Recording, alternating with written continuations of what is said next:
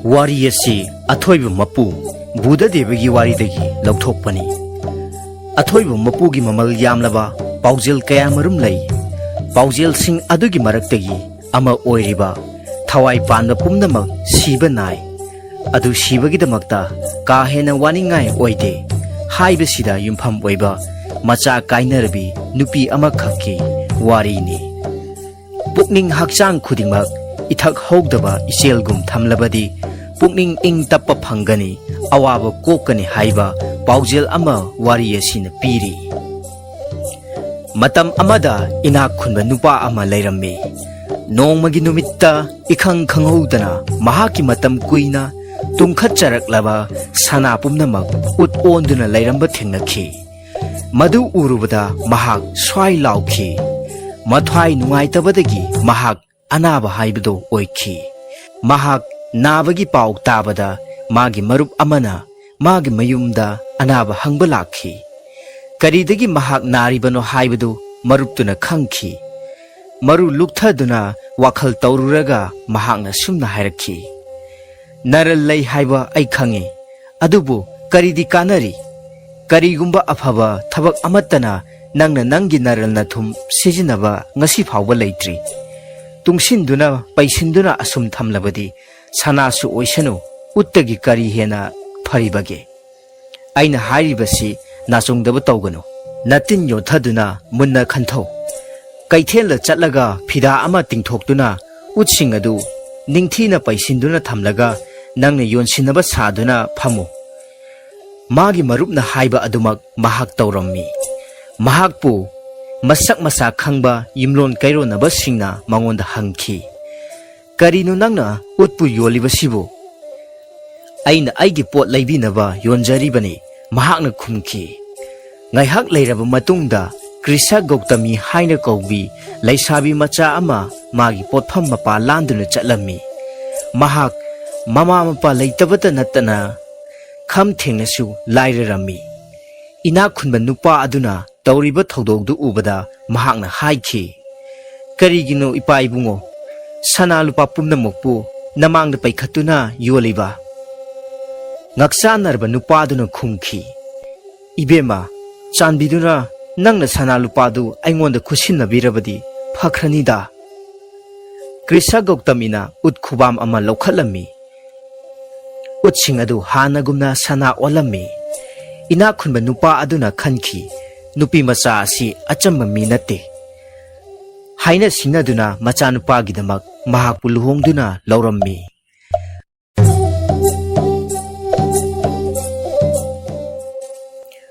Maraibak thirabi Gautami chahi nauna lukhrabi oikhi. Machanupa amatang phangjakhi.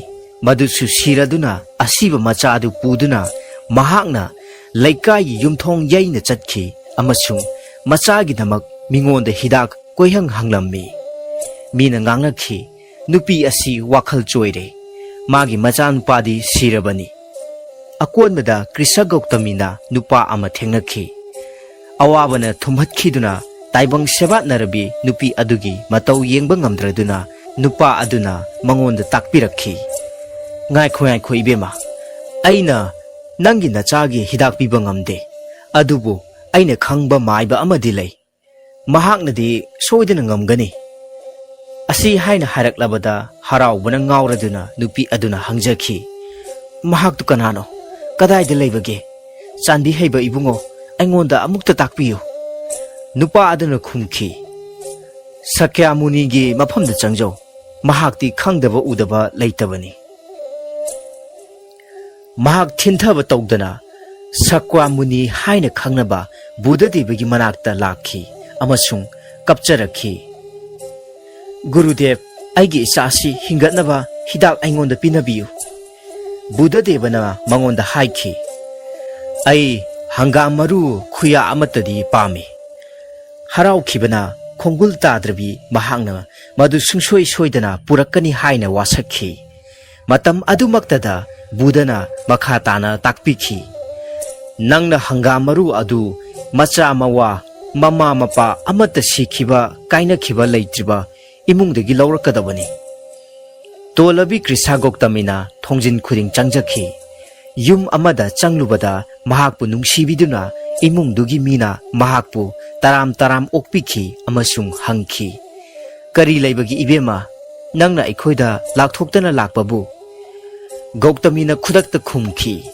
Hangamaru khuya amatang nijagi haiduna lakpani. Imungdugi nupi amana hangamaru khara lauthok luraga hairai. Se hangamaru haibado sida laire. Mahakna nupiduda hangjakhi. Imung sida mi pongsikhibadi laiteko. Nupiduna mangonda haikhi. Ibema ipuroiba sikhiba chahi phadri. Phiroi sondri. Loksing soirom labi Gautamina ninghanaba laitana atopo imung amada amuk lakhi. Mahakna imung adugi nupa amada haijekhi. Ipa ibungo hangamaru khuya amata hapiyu. Nupa aduna hangamaru meruk tangkhai ama chetna yomduna mangonda pirammi. Gautamina mangonda hangjakhi. Imung sigi mi amata sikhibadi laitaba natra. Magi wadu tabada nupa aduna khungkhi. Ibema nangonda kari haina tamsige. Icha ningol marakta icha nupa amatang yaujabani. Mamaga aigana laigum khanduna yokchabani.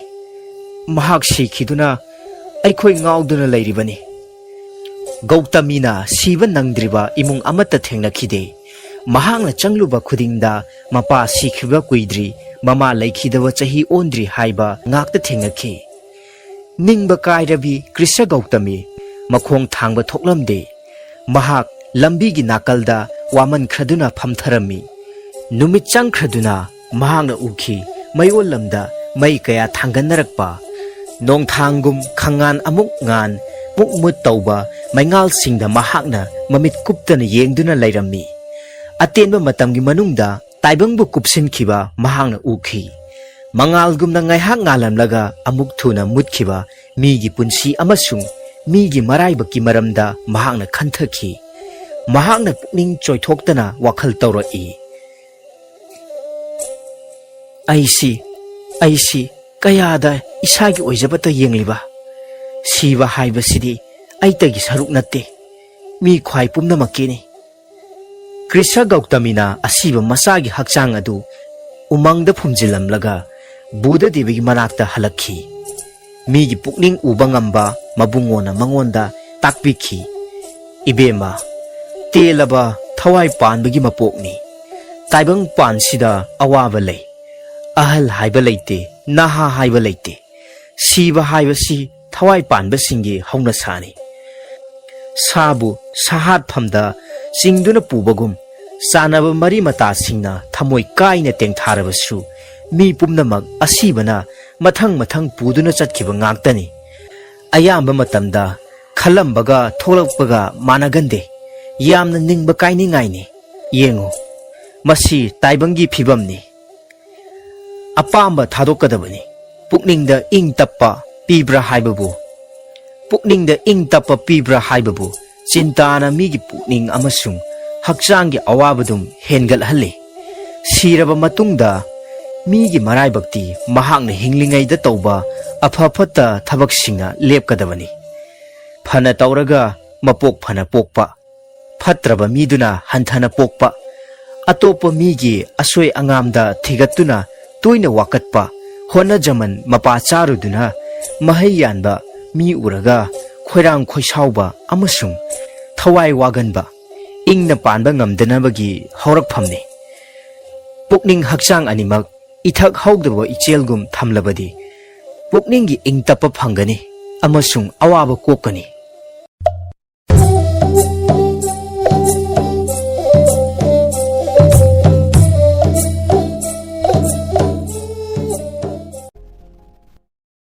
Kumari Khaidem Pramodini gi ima khulakbigi nongang heido. Hairiba wari macha asi mayamda khudol tamjari. Wari macha asi pathokcharakpa matamda wahai wata soikhilan khiba amadi chithanandaba yaugrabasu tabiriba pumnamakna ngakpiu haiba wafamsi ahanba maktada thamjari. Hauji lobirasi Kumari Khaidem Pramodini gi ima khulakbigi nongang heido.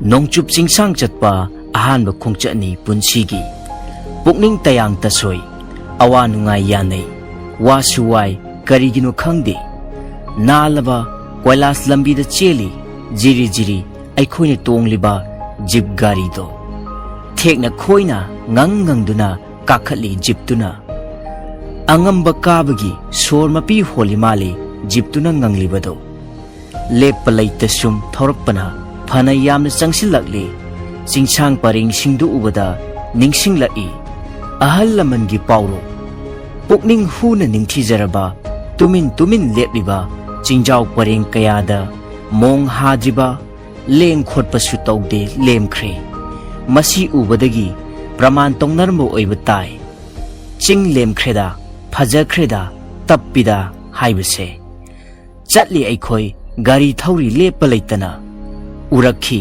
ising chaibi macha kaya irang lang chingmai di chenthaba tarakhi uchek macha kaya na nungsina khongba asum lakpana nungthilgi pung anirom tasilakle aikhoine imphal dagi jatra torokpadi ayukki pung anidani matamdo Tamenglonggi lambi phatri haujikum ngaihak pothasi haiduna gari khamlaga pothai thong amagi mapanda aibu Tamenglongda tur chatlusi thabak yengmusi haiduna puriba abungbana asumna hairaklami mafamse Tamenglongga Tharonga anigi lamkhaini awang thangba torbanda chatkhiba lambi sina Tharon taba lambi ni mail mangarom chatlaga Tharon surung lei makharomgi lambi khara pakpasina Tamenglong yauba lambi ni surung palakpa aduda aina khangningkhi karamba makhalgi surung oiramgadagi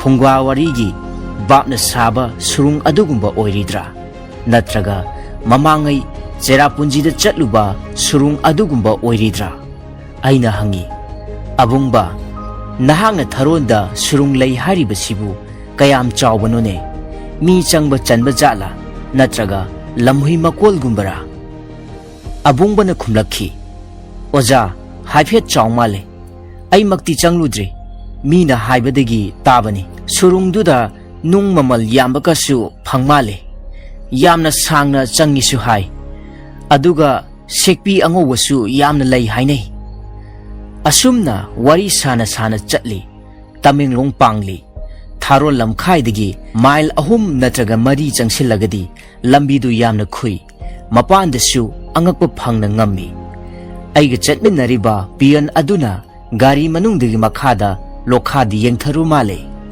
is hairaga mamit mamai khumjinkhre garigi mamai khumjilibano hangbada mana khumlakhi udrabadi khara phai ngamkhre phaklanga chapmani masida ontharabadi saru ngaru pumnamak besan aduna udanaba mai mit khumjili sini abungbana hai masigi lokmai asidani lambi kakpada chingning khairaktuna mi taret pulap nanduna lokhada sikhi haibado madudagi mafamse tare lokau khibani madu tabda amuna abungbagi machin meli hai tamlanu kibana haksangse cheng khaigum nikle tamlanu ko ta abung asumna lakpana numidang wai mamli ba aduwaida aikhoi Tamenglong yaure abungbana hangi oja kadai de thungsige video saibudi IB da lainaba soidna silam lagani aduda aidi aikhoi de thungan ningkhreda aina khumi nangi de laiba pami video da paw haudo amlasi aduga nakhoi da lairurasi asumna aikhoi abungbagi mayumda thungle ningtham thani nungsit marakta lamsang lakpagi ingbana aikhoi pumnamak mai tingning lami abungbana imung changlusi haiduna changle yumdo sangi chawra ba yungliba yumbi makhong singdu ubada imungdu haiphet lingba mali yumdagi maning ithang thangbada maijau ama haurami ngarang chakpa maital achakpa singdo imphal gi maifu tararom hapo okani tariba ngaksang ngangba achakpa maital mayamdo manaktuda phamlami hanubi ahal ama phal amada lakliba aikhoi pumnamakisu mainakta thai phal amamam aikhoi bu phamu haiduna abungbana koilang langi ꯃꯊꯟꯅꯇ ꯂꯥꯡꯕꯗ ꯏꯅꯤꯜ ꯅꯤꯜꯂꯤ ꯆꯥꯎꯈ꯭ꯔꯕ ꯌꯨꯝꯖꯥꯎꯗꯣ ꯑꯩꯈꯣꯏꯒꯤ ꯆꯥꯅ ꯊꯛꯅꯕ ꯊꯣꯡ ꯊꯥꯛꯅꯕ ꯇꯨꯝꯅ ꯍꯤꯞꯅꯕ ꯁꯤꯜꯂꯤ ꯂꯥꯡꯂꯤ ꯍꯥꯟꯅ ꯂꯩꯔꯝꯂꯤꯕ ꯃꯤꯁꯤꯡꯗꯨ ꯃꯊꯧ ꯑꯃꯃꯝ ꯄꯤꯗꯨꯅ ꯆꯥꯛ ꯊꯣꯡꯅꯕ ꯁꯤꯜꯂꯝꯂꯒ ꯃꯥꯁꯨ ꯑꯩꯈꯣꯏ ꯃꯌꯥꯝꯗꯨꯒꯤ ꯃꯅꯥꯛꯇ ꯐꯥꯟ ꯊꯥꯗꯨꯅ ꯐꯝꯂꯦ ꯑꯕꯨꯡꯕꯅ ꯑꯍꯜ ꯑꯗꯨꯗ ꯃꯈꯣꯏꯒꯤ ꯃꯔꯣꯜꯅ ꯀꯔꯤꯅꯣ ꯈꯔ ꯍꯥꯏꯈꯤ ꯑꯍꯜ ꯑꯗꯨꯅꯁꯨ ꯈꯨꯝꯂꯛꯈꯤ ꯃꯔꯣꯜ ꯈꯪꯗꯕꯅꯤꯅ ꯑꯩꯈꯣꯏ ꯇꯨꯃꯤꯟꯅ ꯌꯦꯡꯗꯨꯅ ꯂꯩ ꯃꯗꯨꯗꯒꯤ ꯑꯕꯨꯡꯕꯅ ꯍꯥꯏ ꯑꯣꯖꯥ ꯑꯩꯈꯣꯏꯒꯤ ꯑꯕꯣꯛꯅ ꯑꯣꯖꯥꯕꯨ ꯃꯥꯒꯤ ꯃꯅꯥꯛꯇ ꯐꯝꯃꯨ ꯍꯥꯏꯔꯤꯕꯅꯤ ꯑꯩꯁꯨ ꯍꯧꯒꯠꯇꯨꯅ ꯐꯥꯟꯗꯨ ꯄꯥꯏꯔꯒ ꯑꯍꯜꯗꯨꯒꯤ ꯃꯅꯥꯛꯇ ꯆꯪꯗꯨꯅ ꯐꯝꯃꯤ ꯑꯍꯟꯗꯨꯅ ꯃꯆꯤꯟꯗ ꯀꯔꯤ ꯀꯔꯤꯅꯣ ꯈꯪꯗꯦ 무rum 무rum ꯁꯣꯜꯂꯤ ꯑꯩꯒꯤ ꯀꯣꯛꯇꯁꯨ ꯅꯥꯟꯕꯤ ꯑꯕꯨꯡꯕꯅ ꯍꯥꯏꯔꯛꯏ ꯑꯣꯖꯥ ꯑꯕꯣꯛꯅ ꯍꯥꯏꯔꯤꯁꯦ ꯑꯕꯣꯛꯅ ꯄꯣꯛꯄ ꯃꯆꯥꯅꯨꯄꯤ ꯑꯩꯈꯣꯏꯒꯤ ꯏꯅꯦ ꯁꯤꯈ꯭ꯔꯦ ꯀꯨꯏꯔꯦ ꯏꯅꯦꯗꯨꯒꯤ ꯃꯁꯛꯀ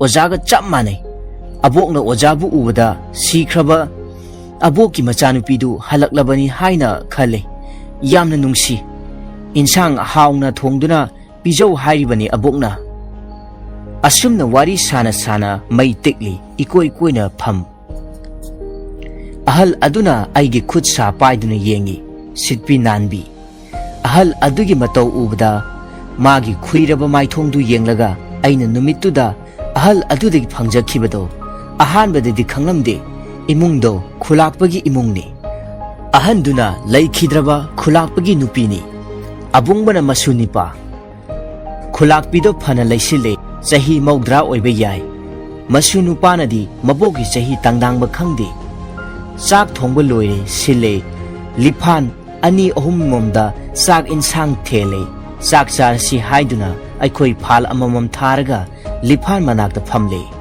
ꯑꯕꯨꯡꯕꯅ ꯑꯩꯒ ꯊꯪꯅꯅ ꯐꯝꯃꯤ ꯑꯍꯥꯎꯕ ꯀꯔꯤꯃꯠꯇ ꯐꯪꯅꯗꯦꯅꯦ ꯆꯥꯕꯨ ꯌꯥꯒꯗ꯭ꯔꯥ ꯈꯪꯗꯦ ꯑꯩꯅ ꯍꯪꯉꯤ ꯑꯕꯣꯛ ꯍꯣꯏꯗꯤ ꯃꯈꯣꯏꯗꯤ ꯉꯁꯥꯏꯅ ꯅꯨꯃꯤꯠ ꯇꯥꯗ꯭ꯔꯤꯉꯩꯗ ꯆꯥꯔꯝꯃꯅꯤ ꯍꯧꯖꯤꯛꯇꯤ ꯑꯕꯣꯛ ꯐꯃꯨꯡ ꯆꯪꯈ꯭ꯔꯕꯅꯤ ꯄꯤꯌꯟ ꯑꯃꯨꯅ ꯍꯥꯏ ꯍꯪꯒꯥꯝ ꯆꯝꯐꯨꯠ ꯎꯕꯗ ꯏꯁ ꯆꯝꯐꯨꯠꯁꯤꯗꯤ ꯄꯥꯝꯕꯅꯤꯅꯦ ꯑꯩꯅ ꯈꯨꯝꯃꯤ ꯍꯪꯒꯥꯝꯗꯤ ꯑꯗꯨꯝ ꯍꯥꯏꯅ ꯆꯥꯒꯗꯕꯅꯤ ꯃꯗꯨꯅ ꯆꯤꯟꯖꯥꯛꯀꯤ ꯃꯒꯨꯟ ꯃꯥꯡꯍꯟꯗꯅ ꯆꯥꯕꯒꯤ ꯑꯆꯨꯝꯕ ꯅꯤꯌꯝꯅꯤ ꯑꯩꯈꯣꯏ ꯇꯝꯒꯤ ꯃꯤꯇꯩꯁꯤꯡꯅ ꯀꯨꯞꯅ ꯁꯣꯏꯗꯨꯅ ꯀꯨꯞꯅ ꯃꯟꯗꯨꯅ ꯆꯥꯝꯊꯣꯛꯂꯒ ꯊꯣꯡ ꯊꯥꯛꯂꯤꯕꯁꯦ ꯃꯤꯇꯧ ꯇꯝꯕꯗꯒꯤ ꯁꯣꯏꯔꯕꯅꯤ ꯂꯥꯜꯂꯕꯅꯤ ꯚꯤꯇꯥꯃꯤꯟ ꯂꯣꯏꯅ ꯃꯥꯡꯍꯟꯈ꯭ꯔꯒ ꯆꯥꯔꯕ ꯆꯥꯕꯒꯤ ꯀꯥꯟꯅꯕ ꯂꯩꯇ꯭ꯔꯕꯅꯤ ꯈꯪꯂꯦꯗꯅ ꯑꯃꯨꯕ ꯑꯕꯨꯡꯕ ꯍꯀꯨꯝ ꯑꯃ ꯑꯩ ꯍꯥꯏꯗ꯭ꯔꯕꯥꯗꯇ ꯇ꯭ꯔꯦꯅꯤꯡ ꯆꯠꯂꯨꯏꯗꯅ ꯆꯥꯕ ꯊꯛꯄ ꯊꯣꯡ ꯊꯥꯛꯄꯒꯤ ꯁꯤꯟꯗꯝ ꯂꯧꯕ ꯑꯗꯨꯕꯨ ꯃꯗꯨꯗ ꯇꯝꯂꯛꯄꯗꯣ ꯑꯩꯈꯣꯏꯒꯤ ꯏꯄꯥ ꯏꯄꯨꯅ ꯑꯍꯜ ꯂꯃꯟꯅ ꯊꯥꯏꯅꯗꯒꯤ ꯁꯤꯖꯤꯟꯅꯔꯝꯂꯕ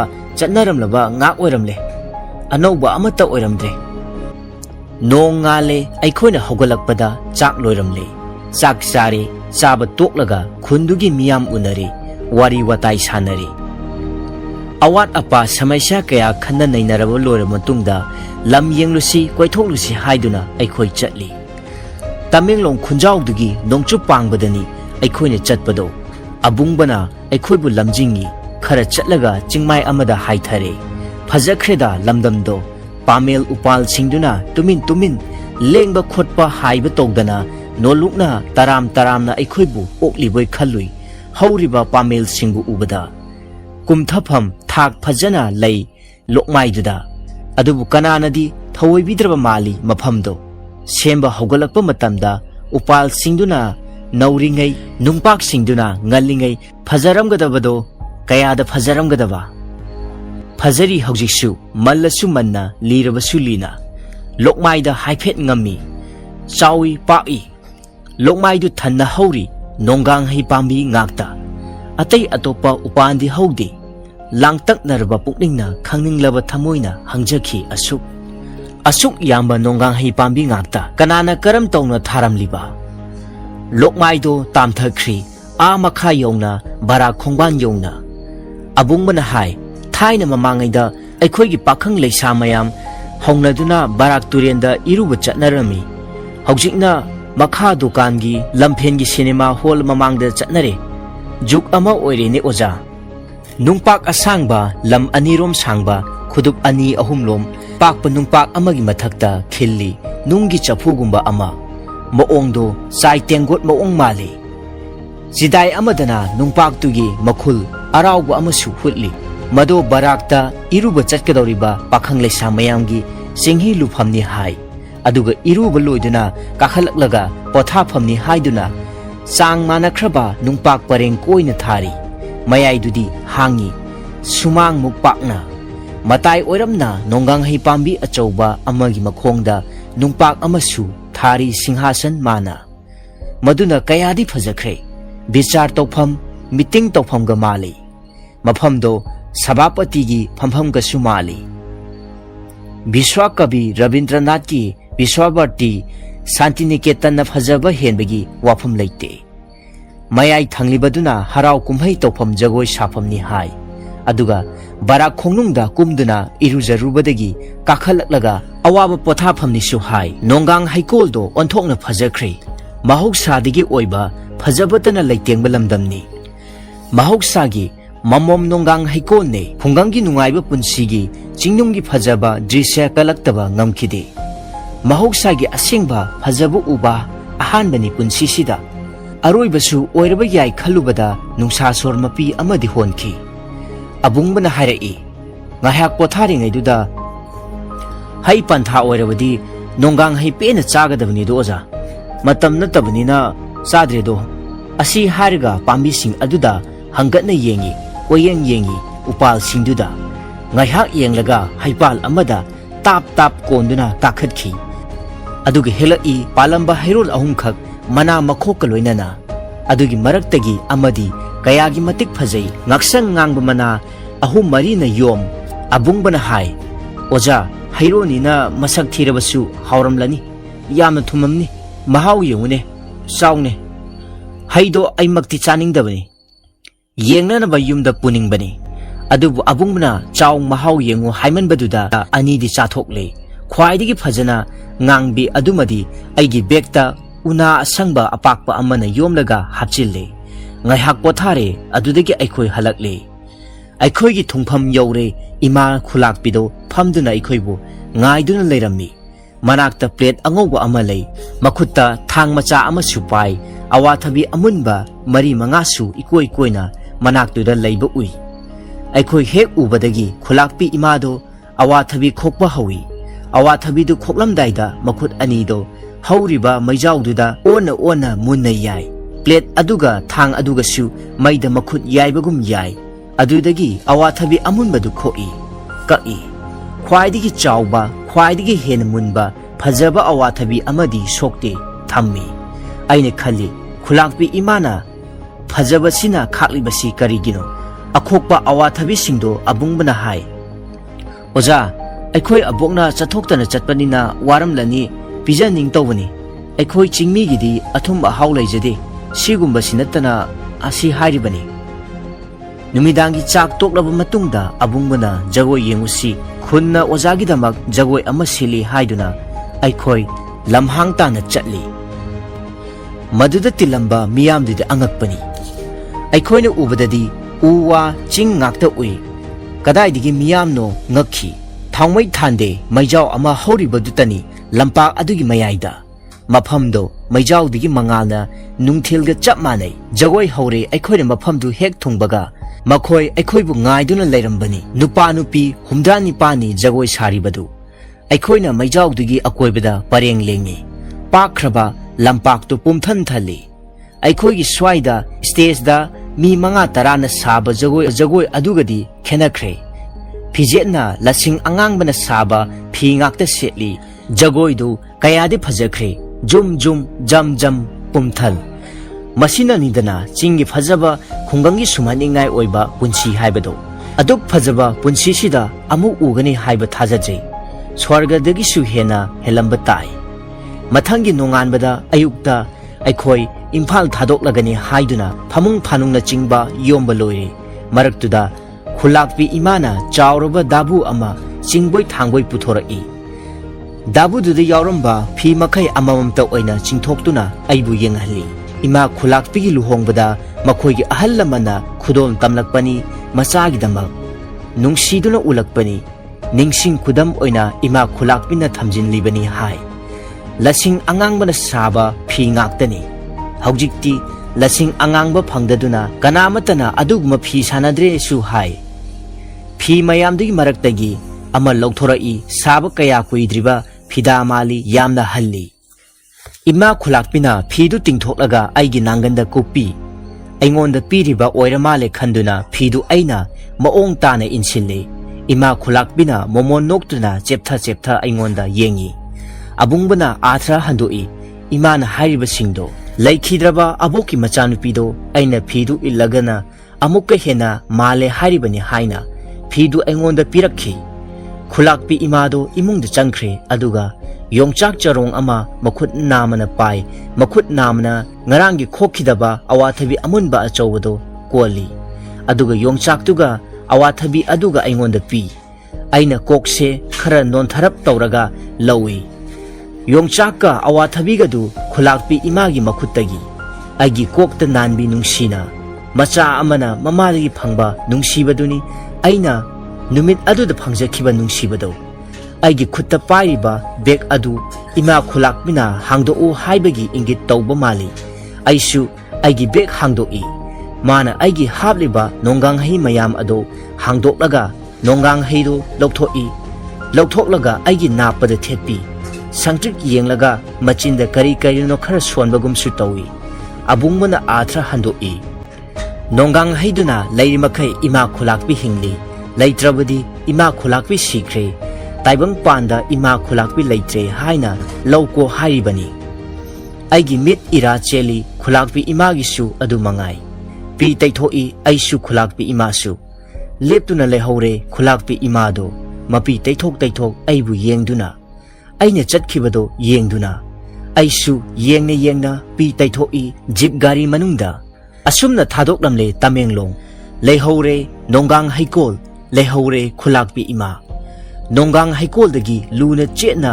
yomduna pujarakpa nonggang haido aina aigi bhamkagi phaklangda yotpi ama khara wanglap angang nubina soktana ba yeire aduga nonggang haido yanduna thamle ningsing khudam oina sahi kaya haukhre kumja kaya lankhre nongmuta ningsing ludre nonggang hai leiribra natraga leitrabra haibado nongma khulakbi imado mangde urami yongchak charong ama pai makhut namana awathabidu konduna aigi imangde lepado imaga aiga kainaramdai matamduda imana lepado khulakpi imagi numittugi saktamdo khulakpi imana hangbagum takhi nangi nonggang heidi mikap khangthok thoi haugattuna yengi phampham kagi phaklangda leiramdre nonggang heido aigi Tamenglong khongchatki nonggang heikolgi ningsing khudamdo ima khulakpigi thawaido aigi napada ima khulakpina thetpibado imungduda leiriba mipung khudingda hangi aigi nonggang heidu